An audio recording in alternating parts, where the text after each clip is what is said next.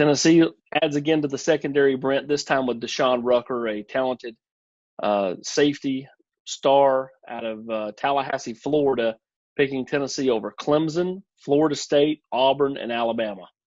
Yeah, this is a young man who I think give Tennessee credit, Austin, in there early in terms of an offer, kind of beat some other schools in there with the offer. But then as we saw throughout January, February, and March before the dead period kicked in, the offers were flowing in. He went to Clemson for a junior day, took in a scrimmage over there. He was a priority for the Tigers as they were looking for a nickel guy in their defense. Auburn, Miami tried to jump in there, Florida State, Florida, Alabama.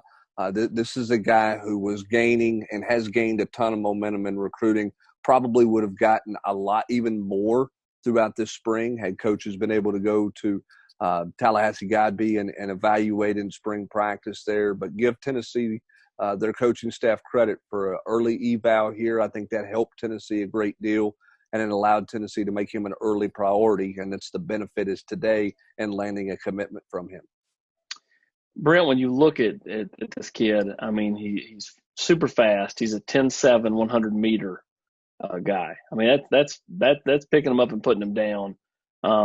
And told me when I talked with him before, he decided to go public, that, ultimately he wanted to go someplace that, he could be developed by coaches that, have been able to do it in the past. And obviously Derek Ansley and Jeremy Pruitt provide that.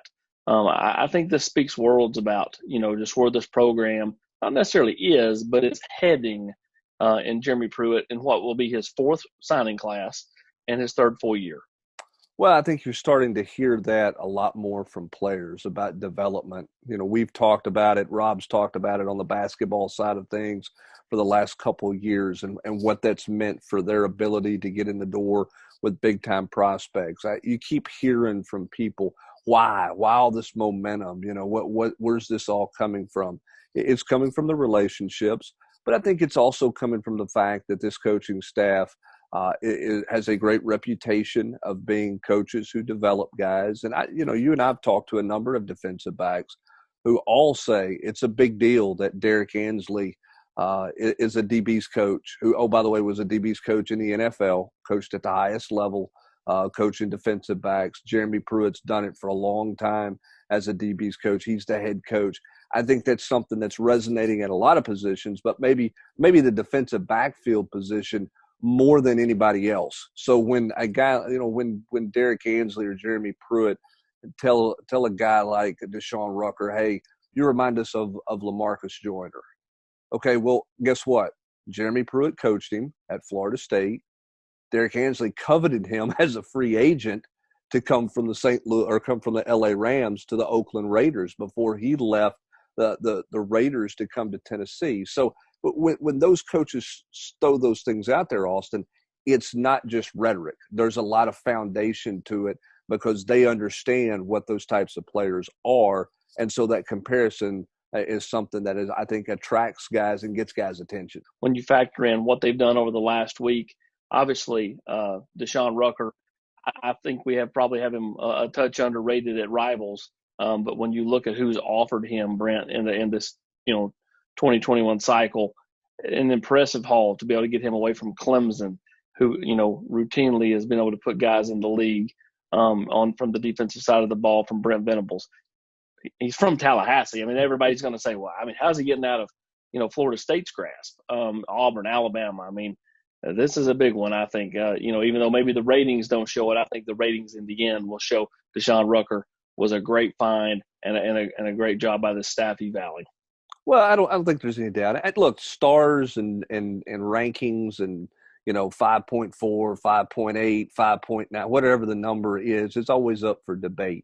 And that's part of what the ranking system is about. It's all about debate. But I think one thing that jumps through that you look at is who did they beat out?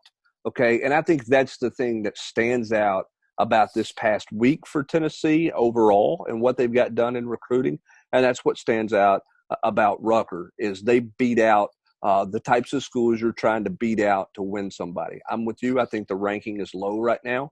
I think that as they play football this fall, I think that ranking can go up. But again, if you're going to get to where Tennessee fans want to get to, you got to get in the waters and beat out the teams that are at the top of college football. And I think Tennessee's doing that. I think Florida State was clearly hurt by a new coaching staff coming in there late, trying to get jump started there.